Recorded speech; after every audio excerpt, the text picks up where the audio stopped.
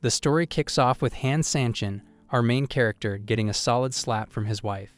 Yep, she's fed up, and you can't help but wonder, what led to this fiery moment? Well, let's rewind a bit. Earlier that day, Han Sanqian had a run-in with a butler from his prestigious royal family. The butler begged him to return, but Han wasn't having it. He fired back, hinting that his family only wanted him back because they feared their legacy might vanish without him. But wait, let's hit rewind again, 3 years earlier. Back then, Han Sanqian's grandmother feared he might outshine his brother as the heir to the family fortune. Her solution? Kick him out of the family and marry him off to the Su family. Since then, Han's life has been a storm of insults and ridicule. Fast forward to the butler's plea, Han refused outright. No apologies, no second chances. He sent a cutting message to his parents through the butler. He wanted nothing to do with the family that tossed him aside. His new life as the son-in-law of the Su family might not have been glamorous, but it was peaceful, but also full of insults. And his wife? Su Yingxia, the city's most beautiful woman, who also happened to belong to the Su family that ruled the local building materials industry. Not top tier, but known enough to fuel gossip. 3 years into their marriage, the drama continued. Just 3 hours after his heated encounter with the butler, Han met his wife, and she reminded him to behave at her grandmother's birthday party. At the party, Han Sanqian became the punching bag for snide relatives. Some jabbed at Yingxia for being late, while others turned to Han, questioning why someone so capable-looking still didn't have a job. The gossip was relentless, and one smug guest took it further, mocking Han for being a stay-at-home son-in-law. Spotting the bag Han was carrying, the guest asked if it held a birthday gift. Han humbly said yes, explaining he'd picked out something thoughtful. Cue the laughter. The smug guest, feeling high and mighty, unveiled his own gift, an aged pure tea worth a jaw-dropping 880,000 yuan. The crowd was wowed, their admiration only making the man's ego inflate further. He didn't stop there, he insulted Han, calling him useless and claiming Su Yingxia must be ashamed of him. But Han wasn't about to let it slide. Stepping up, he scrutinized the so-called rare tea, calling out the flaws in the man's overhyped gifts, saying it's fake. Drawing on knowledge he had picked up from a friend, Han explained that authentic pure tea comes in 3 categories and 5 types, with older tea being more valuable. However, many sellers artificially aged their tea to inflate its price. He pointed out visible cracks in the man's tea cake, proving it was fake. The hall fell silent as Han Sanqian lifted the tea cake, carefully examining its texture and color. He pointed out that the darker and greener shades of the cake indicated it was raw pure tea, not cooked, essentially a lower quality product. The revelation left the smug guest, the self-proclaimed tea connoisseur, utterly speechless. Whispers rippled through the crowd, this time not about Han, but about the so-called expert who had just been exposed. The accused tried to defend himself, claiming his grandmother had stopped drinking tea years ago. But Han seized this as an opportunity to further shift the crowd's judgment, pointing out how ridiculous it was to give tea to someone who didn't even drink it.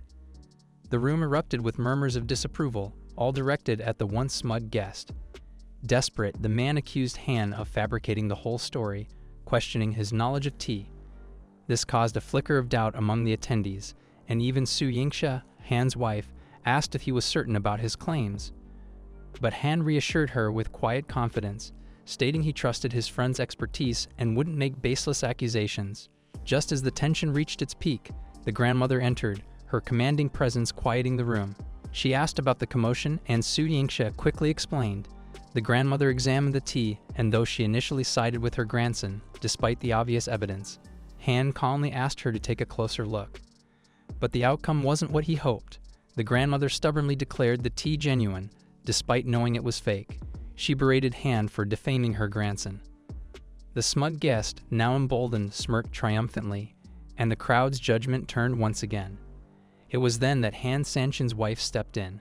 Frustrated by the escalating situation, she slapped Han and told him to stop speaking. Despite being in the right, Han bowed his head and apologized, choosing to protect his wife from further humiliation. The smug guest mocked him further, boasting that even if the truth was evident, family loyalty would always trump outsiders. After the chaos subsided, his wife privately told Han he could slap her back for her earlier action, but Han refused. He knew she was only trying to shield him from a worse outcome. Instead, he thanked her for grounding him, his humility shining through even in such a humiliating moment. However, his calm response nearly made her slap him again, but she held herself back, clearly struggling not to. Despite her earlier outburst, it was obvious she had good intentions, and as you watch this video further, you'll see her true character shine. Han then asked her directly if she wanted him to change, adding that she was the only person in the world who could inspire him to do so. Her response was sharp yet revealing. She said if he wanted to change, he'd need to build wealth, as the Su family would never allow someone without status or resources to take charge. Her words stung, leaving Han quiet, but his mind raced. He silently vowed to prove the Su family wrong and show them what real power and influence looked like. As the banquet began, the atmosphere shifted when a servant entered, announcing that someone had come to deliver a gift for the grandmother. Everyone turned as the butler of the prestigious Han family arrived, the same family that our MC belonged to. He began listing an extravagant array of gifts, which included a staggering 8.88 million yuan. The crowd gasped, clearly in awe of the renowned Han family, known for their immense wealth and influence. The grandmother, intrigued, asked if this fortune was a bride price for marrying one of their daughters. The butler clarified that they were merely delivering gifts, offering blessings for the grandmother's health and prosperity. But the room buzzed with speculation. Who was this enormous sum meant for, and who was the lucky bride? Then, a venomous twist entered the scene. The cousin of Han's wife, a notorious troublemaker, stepped forward, boldly claiming that she was the perfect match for such a proposal.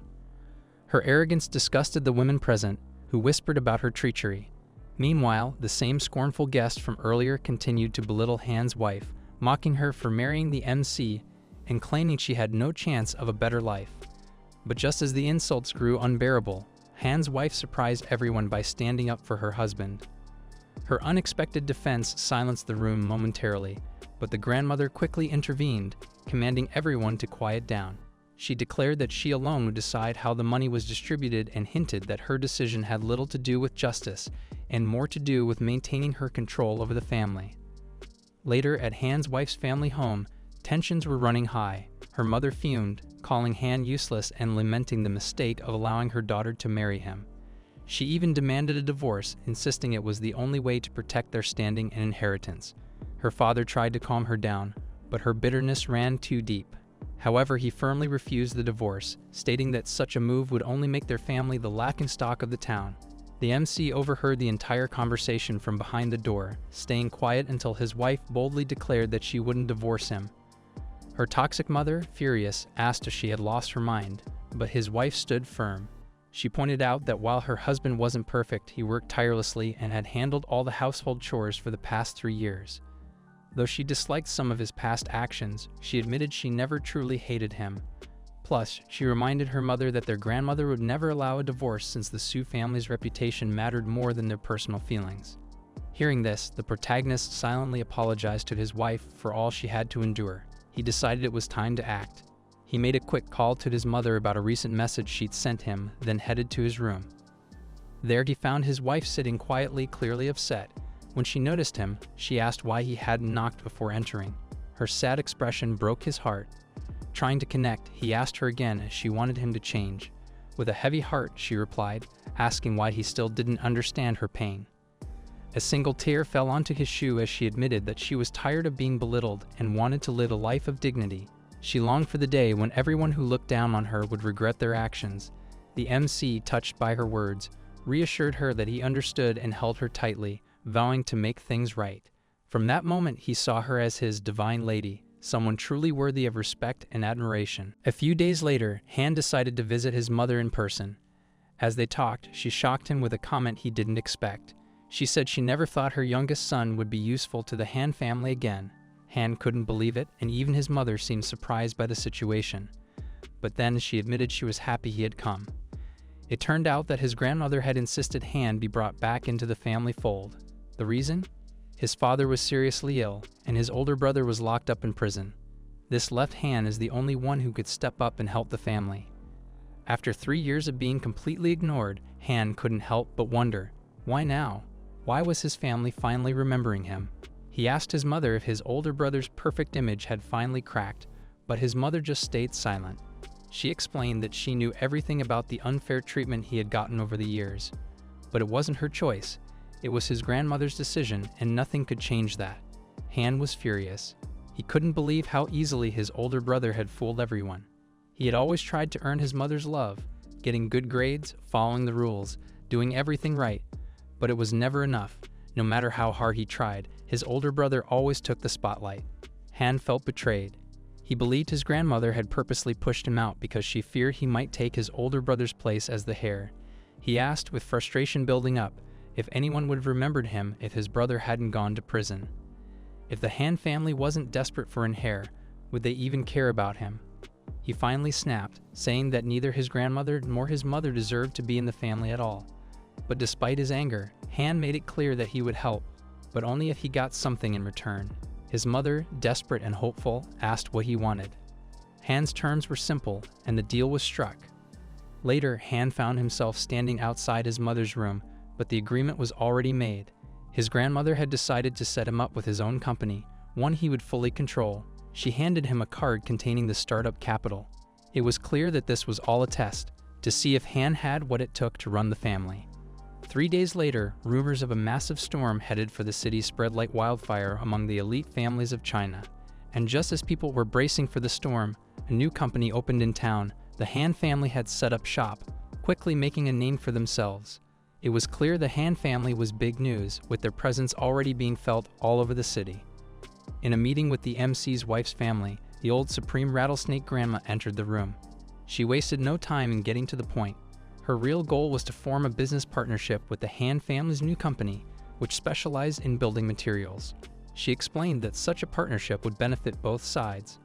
The smug cousin, who had been part of the discussion, pointed out that despite the potential for success, every attempt to negotiate with the Han family had been shut down. But the old woman wasn't ready to give up. She encouraged them to try again, explaining that the Han family still hadn't decided on a business partner, so there was still a chance. She advised them to wait outside the company if necessary, even though the others were uncomfortable with the idea of lingering in front of the building. Then this little scum made a comment again, saying that since the MC's wife hadn't had much to do lately, her grandmother should send her to handle the situation. The beautiful lady didn't know how to respond. It was clear to her that people saw her as nothing more than the scum of society. Her grandmother, Ever the Snake, asked if she was willing to take on the job. Just then, the beautiful lady received a message from her husband, encouraging her to seize this opportunity and negotiate with Han Industries. Although she was confused by his vague message, she knew she couldn't refuse the task, given the situation she was in. Trying to shake off her nervousness, the beautiful lady swallowed her doubts and agreed to take on the responsibility. She told her grandmother firmly that she would handle the job. However, just as always, the scum cousin cynically warned her not to make empty promises, stressing that she couldn't afford to mess this up. Determined, the beautiful lady replied that she would make the cooperation happen, no matter what. The smug cousin, who was still doubtful, asked if she was really up for the challenge, as no one expected her to succeed. If she did, he promised to serve her tea. But if she failed, he warned they would kick her out of the Su family. Later that day, the stunning wife headed home, looking as gorgeous as ever. But little did she know, her husband, the protagonist, was secretly keeping an eye on her. He was hanging out in a nearby establishment, watching her leave work, a habit he had picked up over the years. Rain or shine, day or night, he was there, more dependable than the employees who clocked in and out for work. One of the employees noticed his routine and asked him why he didn't just stop watching and go meet his wife at work already. The protagonist casually replied that he was just passing the time, but the employee pressed on, asking when he would finally take the plunge. With a grin, the protagonist said, "Not yet. It's not the right time." Unbeknownst to him, his wife was well aware of his little surveillance mission. She knew he was always there, watching her from a distance. The staff, who was curious, asked again why someone like him would marry into the Su family, asking if he was ever tired of it all. He said that regular folks would probably break under the pressure, but the protagonist shrugged it off, saying his wife was the one who had it the hardest. Like, boy, are you for real? Back at his wife's home, things weren't much better. Her mother was scolding her for accepting the challenge from the smug cousin earlier. The wife's father was also worried, wondering how they would survive if they were kicked out of the family. But she stood her ground, saying she wouldn't know unless she tried. Enter the protagonist, who confidently told her parents to trust his wife's abilities. He believed she could do it. But of course, the old rattlesnake had to chime in with a snarky remark, telling him to mind his own business and focus on dinner. As he retreated to prepare the meal, the gorgeous wife decided it was time to leave the living room, leaving her mother to mutter to herself. It wasn't long before the wife, having caught a glimpse of her husband's suspicious behavior, finally confronted him. "So did you wait outside the company building for me again?" she asked, knowing full well what the answer was. The protagonist couldn't hide it. He had been caught. But then, to his surprise, she told him that from now on he shouldn't hide out in a restaurant. He was to pick her up directly in front of the company and take her home with him every day. Shocked, he asked her if she was serious. She smiled and replied, "If you don't want to do it, that's fine." Of course, he eagerly agreed, happy to have this opportunity to spend more time with her. The dinner he had been preparing, well, it was burnt, but that didn't matter now. As the night went on, the protagonist reassured her that she didn't need to worry about her meeting the next day. He reminded her that the head of Han Industries was one of his close colleagues, and they were friends. With a smile on his face, he left, confident that his wife would feel more supported after this conversation. The next day, the two cockroach cousins were at it again, mocking the MC's wife with their usual petty comments. But she didn't let their words get to her. Instead, she marched straight into the notorious Han Company, ready to face whatever challenges lay ahead. As soon as she entered the building, things took an unexpected turn. The receptionist, without missing a beat, informed her that they had been waiting for her and quickly ushered her to Manager Zhang's office. When she stepped out of the elevator, she was taken aback. A massive red carpet was laid out just for her. The employees lined up in unison, greeting her like she was some kind of deity, leaving her completely stunned and unsure of how to react. The general manager greeted her with a professional smile. He was the head of the new district's construction project and in charge of negotiations for the company. He wasted no time showing her the proposed contract, explaining that if she was ready, she could sign it right then and there. But the gorgeous wife was lost in the whirlwind of events. Everything was happening so fast and way too easily for her to process. Was it really this simple? She had so many questions, and the grand show of it all left her wondering if there was more to this than met the eye. Sensing her confusion, he explained that their boss was always busy with social events, so he rarely made personal appearances. If she had any questions, all she had to do was ask him, and he'd make sure to answer. However, the MC's wife wasn't buying it. She told him it wasn't a question, but rather that they hadn't even started negotiations yet. Was he joking with her? The general manager assured her he wasn't, and explained that their team had done extensive research on her and were confident in her abilities. They believed without a doubt that she wouldn't let them down. With that, the contract was officially signed. Later, the general manager sent a direct message to the protagonist, who couldn't help but smile as everything was falling perfectly into place. But here's the twist. The boss the general manager had been referring to was none other than Mr. Han Sanqian himself, the mastermind behind it all, pulling the strings from behind the scenes. For now, however, Mr. Han wanted to keep his involvement low-key, making sure that his wife and everyone else remained in the dark about his full role in the deal. So as soon as his wife left the company, he asked how the negotiations went. She held up the contract, grinning, and declared it a complete success. To celebrate, he suggested they go out for dinner, but she, in a playful mood, proposed they pop some champagne instead. Just then, the MC's wife received an unexpected message, an emergency family meeting. Arriving at the meeting place, the usual gossip and nasty comments started circulating. The same toxic relatives from before were already there, but she was ready. She reminded one of them that he'd promised to serve her tea and handed him the signed contract, proudly declaring the negotiations a success. The old woman, surprised that the MC's wife had actually managed to secure the contract, took a look at it herself. Meanwhile, the scum in the room couldn't believe it. He accused her of forging the contract, but she quickly shut him down. She wasn't like him, willing to lower herself just to get credit. She had achieved this through hard work and integrity, not through dirty tricks. It was time for him to fulfill his promise, serve her the tea he promised the day before. Trying to backpedal, the scumbag made excuses, saying she hadn't put in any effort, so it didn't count. He then turned to his grandmother for support, but she sided with the gorgeous lady this time, telling him to keep his word. Reluctantly, he prepared the tea, but the gorgeous lady ignored him completely.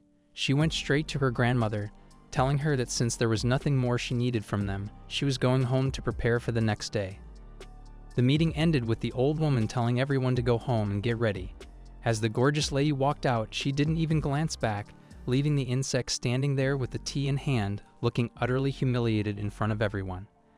The scene shifts to the gorgeous lady's residence, where the couple is celebrating her huge accomplishment. Even her mother, despite her usual cold demeanor, congratulated her for securing such an important deal.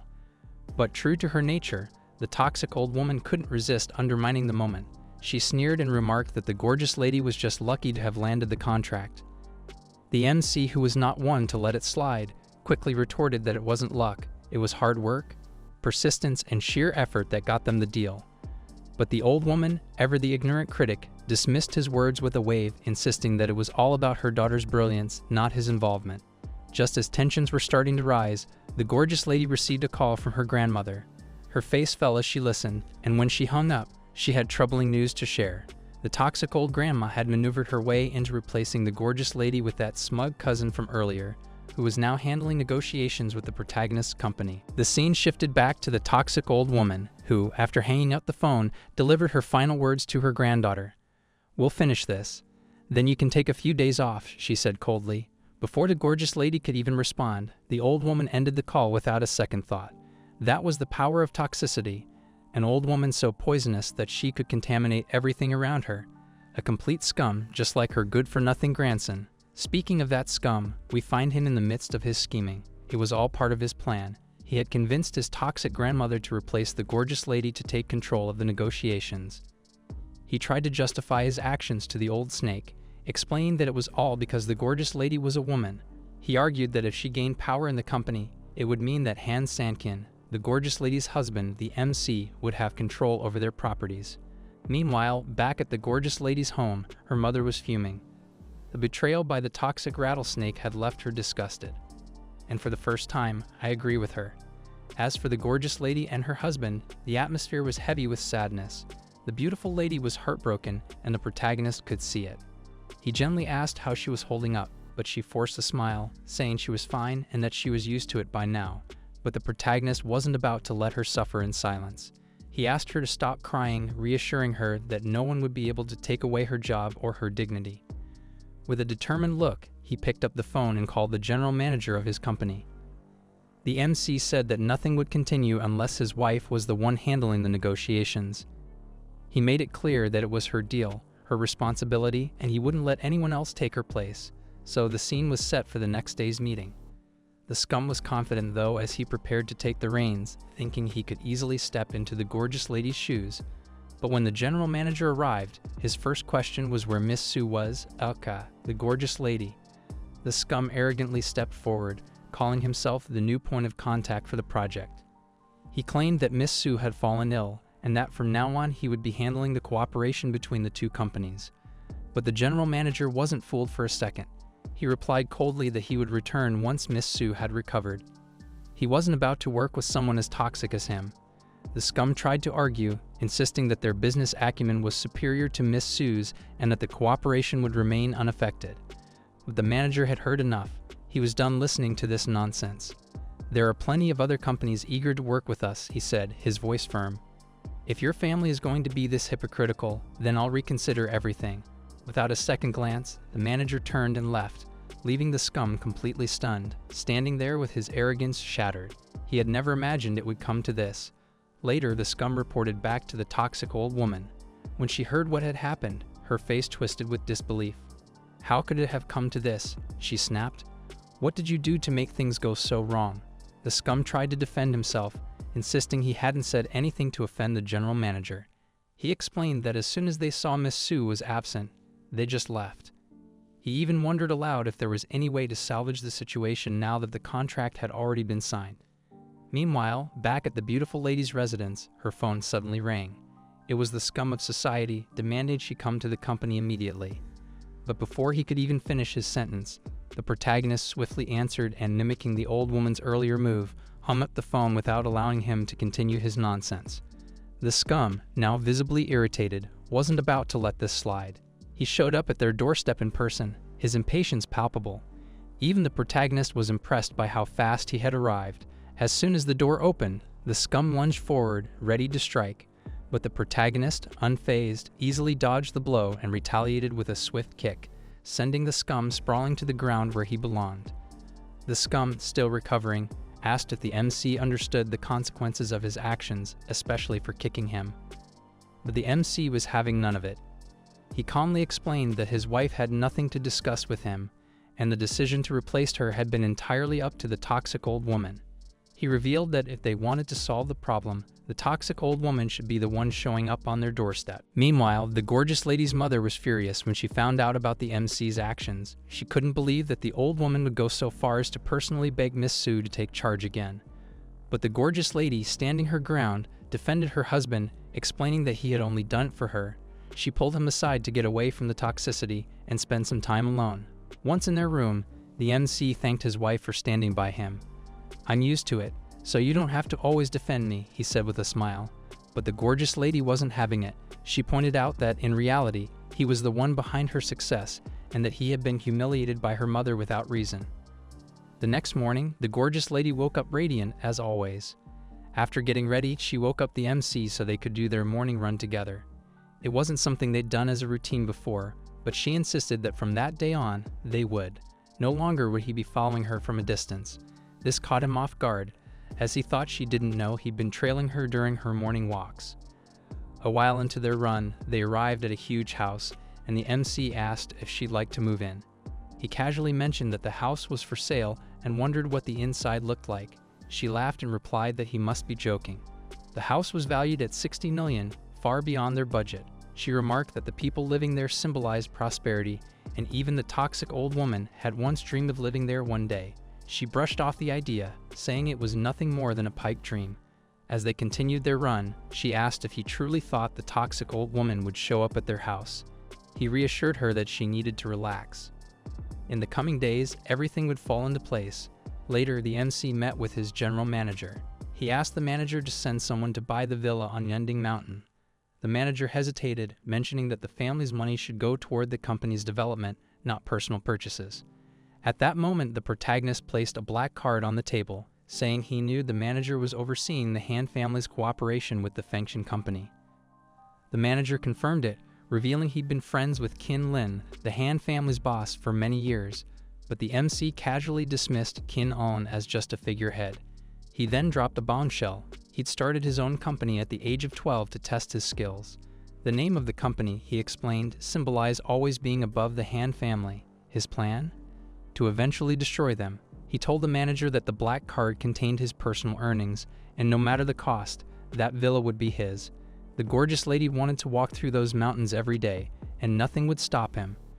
With no way to go against his boss, the manager reluctantly agreed to handle the purchase of the villa. He also promised to keep the secret of the Fengxian company safe. But one thing was certain, the MC was a force to be reckoned with. In the next scene, the MC's father-in-law was caught off guard when he answered the door and found the toxic old rattlesnake standing there, complaining about the broken elevator. He would have come to pick her up if she had mentioned visiting his house, but she was there for a different reason. She had heard that the gorgeous lady was ill.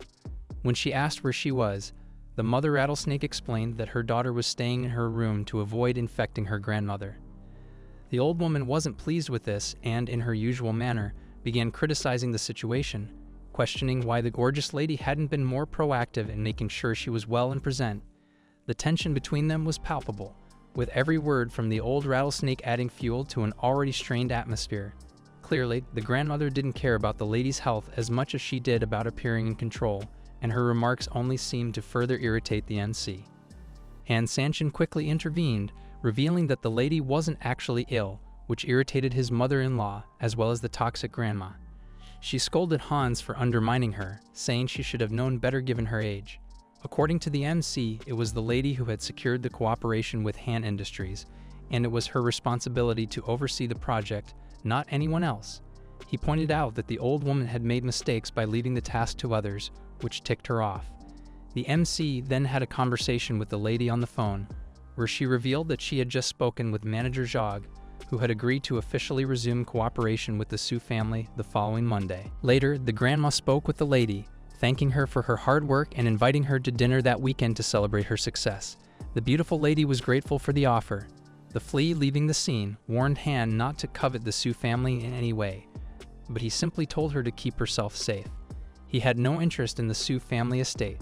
At the party, the old woman proudly announced that her granddaughter, Yingxia, would be in charge of the upcoming Western City project, a major venture in partnership with Han Industries.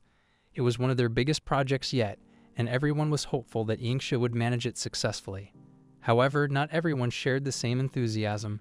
The toxic characters in the background, along with another of the old woman's relatives, whispered in disdain, clearly resenting Yingxia's success. Their attention then shifted to the MC, and the mockery continued. The lady, noticing that the MC had been wearing the same suit for a while, tried to comfort him. She suggested that maybe he should let her buy him a new one, offering to take him shopping later. The MC accepted, joking that he could carry as many bags as his wife wanted to buy, and if that wasn't enough, he even paid the bill. Later, the gorgeous Lady Yingxia reunited with a friend we'll call the Pink Snake because of her slithery behavior. While the two were happy to see each other, the Pink Snake couldn't help but notice the MC's presence. She pulled Yingxia aside, questioning her decision to bring him into their world. The Pink Snake was baffled, asking what had blinded her to take such a man seriously.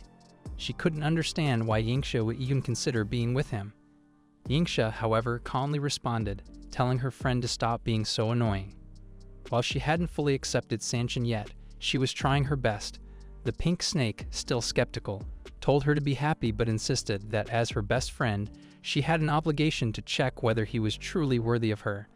Despite the tension, the two women continued shopping, with Sanqian dutifully carrying the bags. While browsing in a store, the Pink Snake, full of confidence and allure, tried to flirt with Sanqian, believing no man could resist her beauty. She even asked for his opinion on a few outfits. Although the MC did give her a brief glance, he quickly turned his attention back to Yingxia. The Pink Snake, indignant, was stunned by his reaction. She couldn't understand why he had ignored her advances. Still determined, the Pink Snake kept changing outfits, hoping to grab Sanqian's attention, but nothing worked. That was until Yingxia appeared, asking for the MC's opinion on one of her outfits. Instantly, Sanqian's attention shifted, and he complimented her, saying the outfit was specially designed to highlight her beauty. His reaction left the Pink Snake completely floored. Even the Pink Snake didn't believe it. Sanqian was completely indifferent to her advances. Yingxia, thinking it best to move on, decided to buy the dress she had chosen. But then, the Pink Snake suggested that perhaps her husband didn't really like women at all. When Yingxia asked what she meant, a toxic anaconda suddenly appeared, pulling out the same dress Yingxia had chosen and declaring that she would buy it. It was clear from her attitude that the anaconda was trying to humiliate them, mocking the dress and calling it trash, fit only for poor people who couldn't afford better. The disgusting woman went on with more venom, but Yingxia and Sanqian were determined not to take the insult lying down. Sanqian, unbothered, decided to ask the saleswoman for her opinion.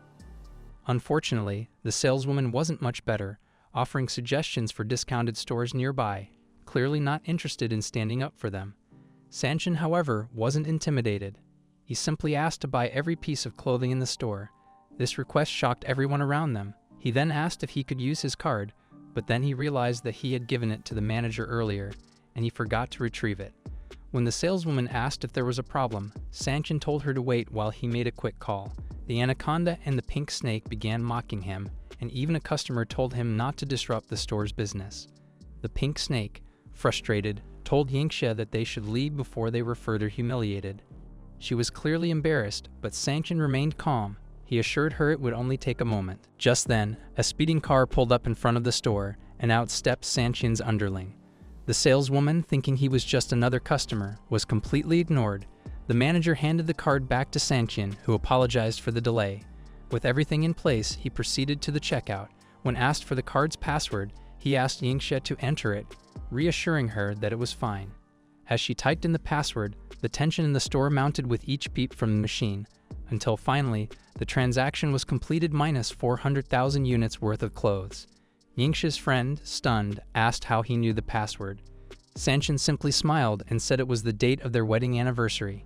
This gesture not only revealed his deep commitment to Yingxia, but also put the Pink Snake and the anaconda in their place.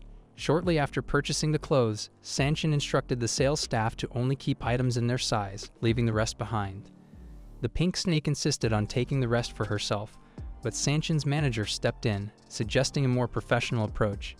When the manager asked for the delivery address, he pointed out that some of the staff weren't qualified, which could harm the store's reputation. Not long after, the manager who had belittled Sanqian was fired, ruining her career in the clothing industry. Back at Yingxia's residence, after a refreshing shower, she looked at her phone to find a voice message from her friend. To her surprise, the message was a recording of her friend screaming in excitement, saying she had fallen in love. Along with the message, there was a video. Yingxia paused, commenting on the man playing the piano, and Sanqian immediately broke into a cold sweat.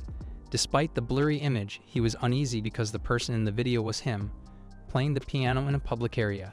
Earlier that day, after their shopping spree, Yingxia's friend had dragged her to the restroom, asking Sanqian to wait nearby. The purchases were already sent home, and they were getting ready to leave when Sanqian noticed a piano in the area. He couldn't resist. As he approached the piano, memories flooded back. When he was younger, he would turn to the piano to express his emotions, especially after being mistreated by his family. The piano became his refuge. Sanqian began to play, his focus entirely on the music. The surrounding crowd quickly noticed, and some even started recording. He was so absorbed in the moment that he didn't realize the attention he was attracting. The sudden applause startled him, and the attention grew, with a few girls even asking for his number. Realizing the commotion, Sanqian quickly ran off, trying to lose the crowd. But back to the present, our MC was completely taken aback when his wife gave him a present. When he opened it, he was pleasantly surprised to find a brand new dress shirt. He couldn't help but smile. She then asked why he wasn't trying it on, since she wasn't sure about the size. As he slipped on the shirt, he noticed his wife seemed a little distracted. She was thinking about the boy playing the piano in the video. Then she casually asked if he knew how to play the piano. Trying to avoid the question, he asked if she was laughing at him, which made her drop the subject. When he finally finished changing, his wife couldn't help but be charmed by her husband. The next day, during lunch, her friend was still talking about the video of the pianist. She couldn't stop gushing about it. Looking closer at the video, the lady realized that the man playing the piano looked a lot like Sanqian. But her pink snake friend laughed it off, saying the man in the video had it all. A rich family, a fancy school, a mansion, and a sports car. Sanqian, on the other hand, had an electric motorcycle and looked nothing like the guy in the video. Meanwhile, Sanqian sneezed, wondering if someone was talking about him. Later, he ended up at a car dealership. The staff there wasn't exactly friendly. When he checked out an Audi A8 worth over $1 million, one of the attendants rudely told him not to touch it.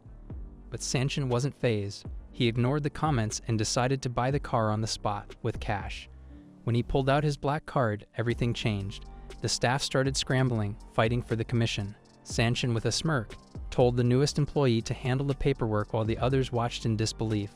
Later, when Sanqian went to the store where he usually waited for his wife, even the staff noticed the change in him. The man who usually served him congratulated him on his new car. It turned out he'd always known Sanqian wasn't just some ordinary guy. He saw him as a dragon, ready to spread its wings. Sanqian then asked the green-haired man if the young man with him was the boss. The green-haired man tried to play it cool, asking what he specifically meant by that. He said that every family has its circumstances, and that Sanqian was doing all of this for his wife. Pleased by the response, Sanqian casually mentioned that he had gotten the new shirt from his wife. The green-haired man nodded, saying it suited him, and then decided to show something off himself. He lifted his shirt slightly, revealing an embroidered heart likely made by his wife or sister-in-law. It was clear to Sanqian now that the man was showing his affection for his wife. Just then, the green-haired man's wife appeared, cutting them off. She told her husband to get back to work, which made Sanqian a bit uncomfortable. She commented on how much fun they seemed to be having, mentioning that Sanqian's new shirt was very energetic and that his wife must have great taste. By the end of the day, Sanqian was back home with his brand new car parked in front of his wife. She asked where the car came from, and he simply said he bought it with his own money. She realized then that he was hiding something from her, but he quickly dodged the question. Her cousin, the jealous one, showed up and made a remark about not letting the donkey Dawn get to Sanqian or Yingxia.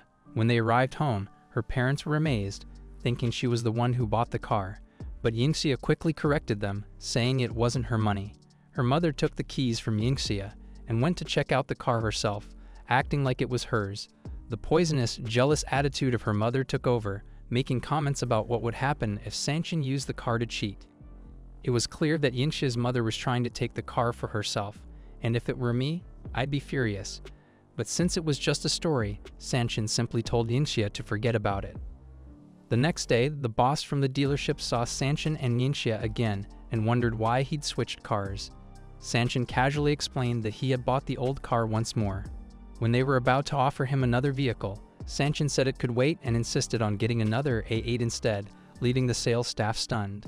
Later, the First Lady told Sanqian that her mother wouldn't give the car back so easily and asked what he was planning to do with the new car. Sanqian, trying to hide the truth, joked that the old car had been part of a buy one get one free deal, asking if she believed in such a promotion. It was clear from her expression that she didn't believe a word he said. Embarrassed, he apologized for buying another car without telling her first. She grumbled, clearly irritated, saying that even though he was rich, it wasn't about the money. It was about transparency. "We're married," she said, "and there should be no secrets." She also told him not to mention the new car to her mother, as that would just complicate things. Later that night, the First Lady's friend, the Pink Snake, called her, commenting on how romantic it would be if someone like the pianist were to propose to her. The words, "Only a man is worthy of Lingao," echoed in the protagonist's mind, and a light bulb went off in his head. That's when it became clear the MC was planning something special. We then cut to a different setting, the Pearl Tower, home to the luxurious Western Yunqing restaurant, located at the top with breathtaking panoramic views of Yunchang. The restaurant was renowned for its exclusivity, requiring reservations a week in advance and costing a fortune. When the attendant asked if Sanqian needed anything, he pulled out his black card with confidence, requesting to book the entire restaurant for a specific day that month. No expense was too great for him. Rumors quickly spread at the gorgeous lady's workplace about the booking.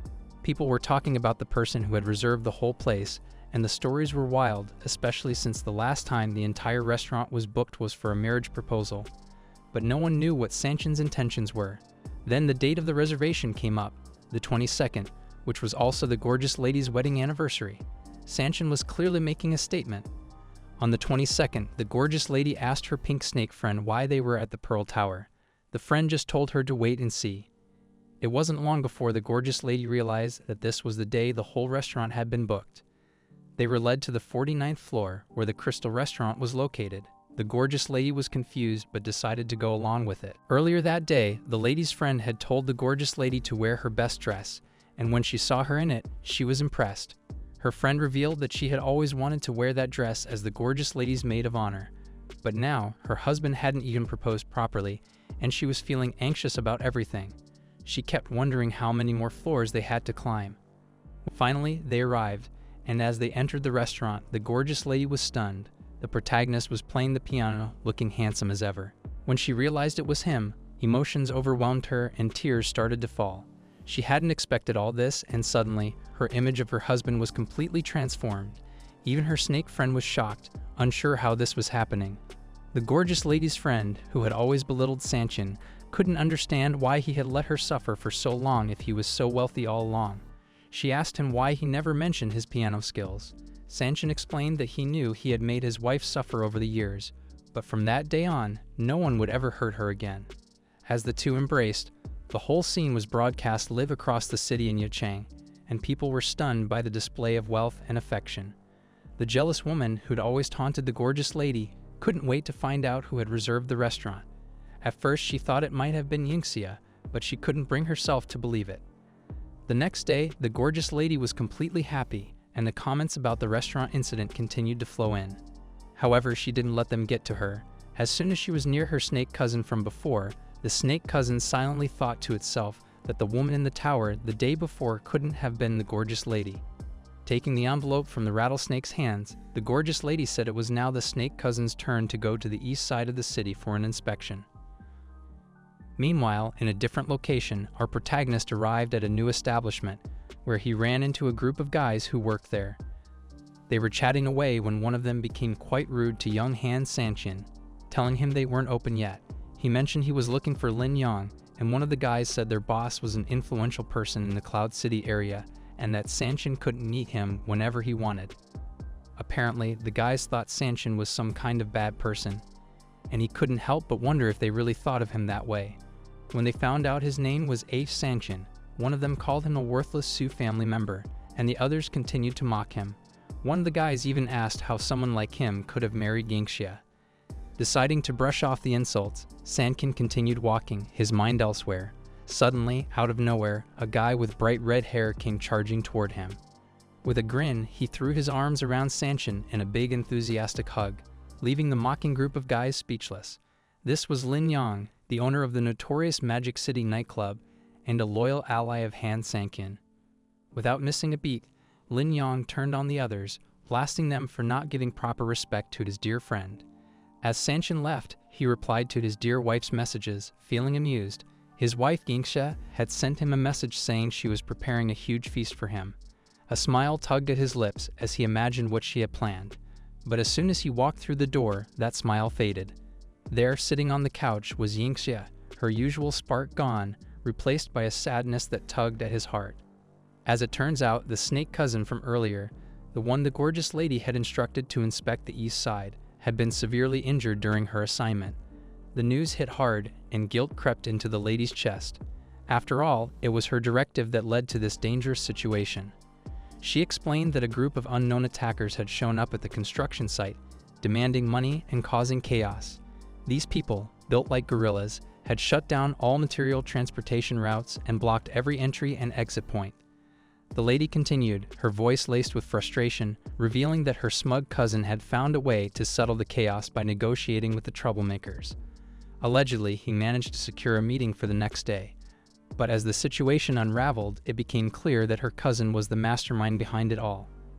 He had secretly collaborated with the troublemakers to target Yingxia. The real plan? To forcefully capture her because the boss, someone deeply infatuated with her, wanted her for himself. The next day, Han Sanqian made the decision to accompany his wife to the negotiation. As he got up, he received a message confirming that everything was ready. Helping Yingxia out of the car, he was determined to show the insect just how deep his love for her ran. This time, he would make sure everyone knew who stood by her side. In the room where the negotiation would take place, they were greeted by the same insects from before. The divine lady was taken aback by their presence, surprised that it was just them and not anyone else. Despite Han Sanqian standing beside her, the young man, clearly fooled, looked confused and asked, "Who's that next to you?" Without missing a beat, Yingxia responded by holding her husband's arm proudly. "This is my husband," she said firmly. The room froze for a second. Then the insults started flying. The others in the room began mocking Han Sanqian, taunting him as if he were beneath them. They went for his appearance, his posture, anything they could use to humiliate him. Han Sanqian remained unfazed, watching the scene unfold with a glimmer of amusement. He knew exactly what was going on, and it was his turn to test the limits. Yingxia, noticing her husband's cool demeanor, decided to take charge, making it clear that they weren't here to play games. The troublemakers' offer, an absurd demand for $1 billion, was nothing but a ploy to manipulate them. But Yingxia saw right through it and refused without hesitation, while Han Sanqian remained silent, letting her handle the negotiations. When things started to go south, the troublemakers, frustrated and unable to get their way, resorted to violence, thinking they could overpower Yingxia. They didn't know who they were dealing with. Han Sanqian, trained and lethal, moved with practiced precision, easily knocking down the first of them with swift, fluid movements. It was a display of raw power, and even Yingxia couldn't help but feel a rush of pride as she watched her husband dismantle their attackers effortlessly. As the insect leader lay trembling on the floor, Han Sanqian gave him one final chance to explain himself. The scum, still filled with pride, sneered, thinking that his subordinates would overpower the protagonist. But before he could even finish his threats, the room shifted as Lin Yang, the young ally, entered with reinforcements. The insect tried to bluff, speaking of his supporters and the consequences of crossing him. But Han Sanqian wasn't one to be intimidated.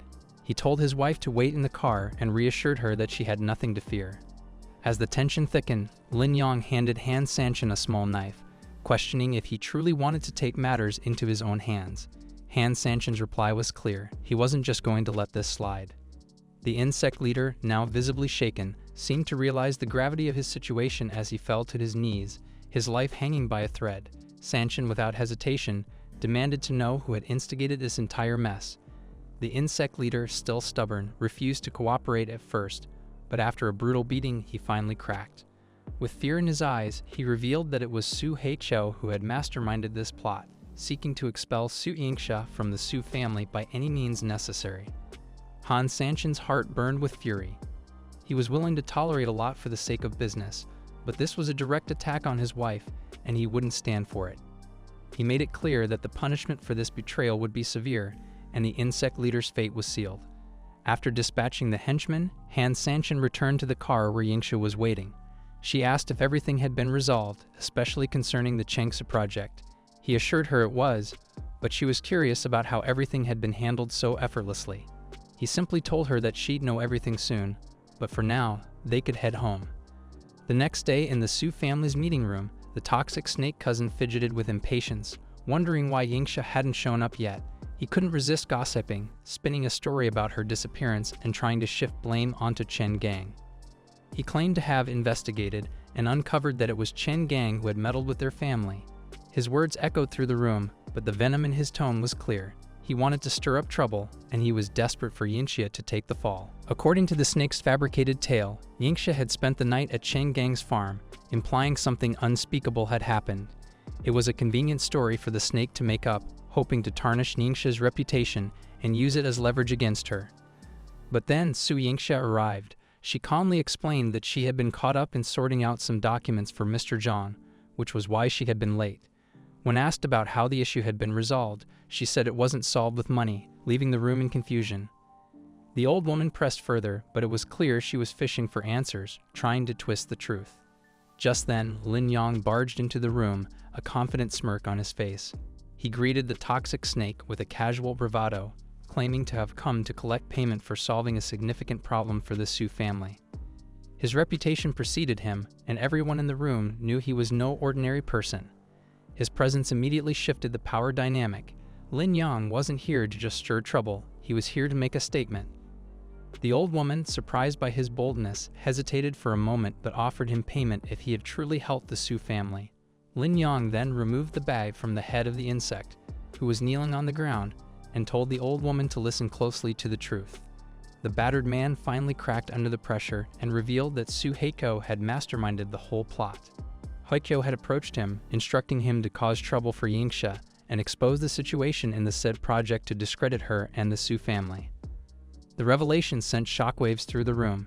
Even more shocking was how far this smug Heiko had gone to disgrace his own kin in a ruthless power grab. The old woman, impressed by Lin Yang's efficiency, thanked him and promised to settle the payment later. However, she knew that the real punishment would be dealt within the family, and it would be up to them to decide how to handle Heiko's betrayal. To everyone's surprise, however, the punishment for Heiko was far less severe than anticipated.